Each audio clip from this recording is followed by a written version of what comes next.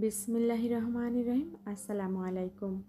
চলে আসলাম নতুন আরও একটা রেসিপি নিয়ে। আজ আমি শেয়ার করব কাঁচা আমের টক ঝাল মিষ্টি আচার কিভাবে তৈরি করি, রেসিপিটা শেয়ার করব। এখানে আমি সকালবেলা আমগুলাকে কেটে হলুদ মাখিয়ে শুধু হলুদ মাখিয়ে রোদে রেখে এসেছিলাম। এখন বিকালবেলা রোদ থেকে নিয়ে এসেছি আচার তৈরি করার জন্য।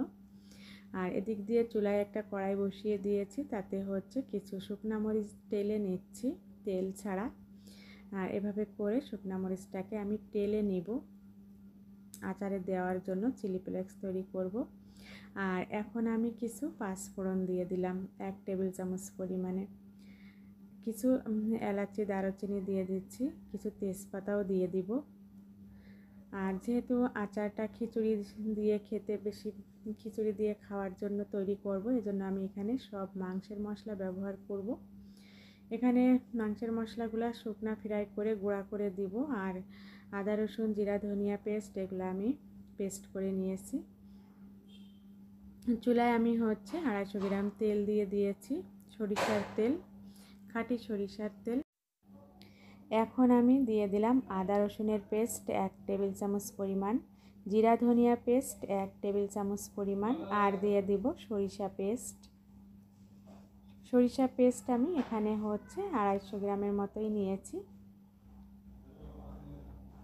এগুলাকে আমি তেলের সঙ্গে ফ্রাই করে নেব।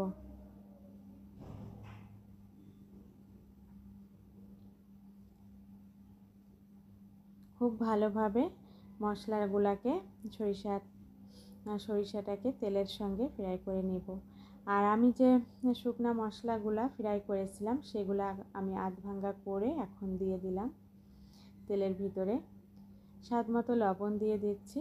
এখন খুব ভালোভাবে নেড়ে চেড়ে আমি আমগুলা দিয়ে দিব। আমগুলা দিয়ে খুব ভালোভাবে আবারও নেড়ে চেড়ে মিক্স করে নিব। আর আমি এখানে হলুদ ব্যবহার করিনি, যেহেতু আমি আমে হলুদ মাখিয়ে দিয়েছিলাম, আর এর থেকেই অনেকটা হলুদ হয়ে যাবে। আর এখানে আমি 250 গ্রামের মতো চিনি দিয়ে দিলাম।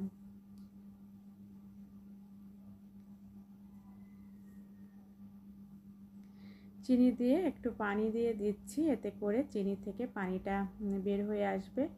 আর এখন আমি চুলার আঁচটাকে লো হিট করে রেখে চুলার উপরে এভাবে করে 1 ঘন্টার মতো আচারটাকে তৈরি করে নিব। মাঝে মাঝে আমি নেড়ে দিব।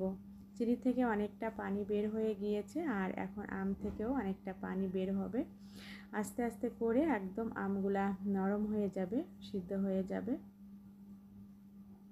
এখন অনেকটাই পানি ছেড়ে দিয়েছে, আর এই পানিটা একদমই শুকিয়ে যাবে, আর তখনই আচারটা হয়ে যাবে।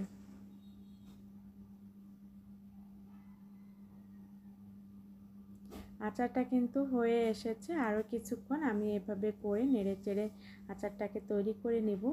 তারপরে আমি যখন আরও একটু শুকিয়ে যাবে চুলাটাকে অফ করে দিব। এখন আবারও নেড়ে চেড়ে দিব। আর এখন আচারটা তৈরি হয়ে গিয়েছে, চুলাটাকে অফ করে দিয়েছি। আমগুলা একদমই সিদ্ধ হয়ে গিয়েছে আর তেলটা উপরে উঠে গিয়েছে। এখন আমি চুলাটাকে অফ করে নামিয়ে নিয়েছি। আমার এই আমের আচার রেসিপিটা যদি ভালো লেগে থাকে বাসায় ট্রাই করতে পারেন। আজ এ পর্যন্তই। আল্লাহ হাফেজ।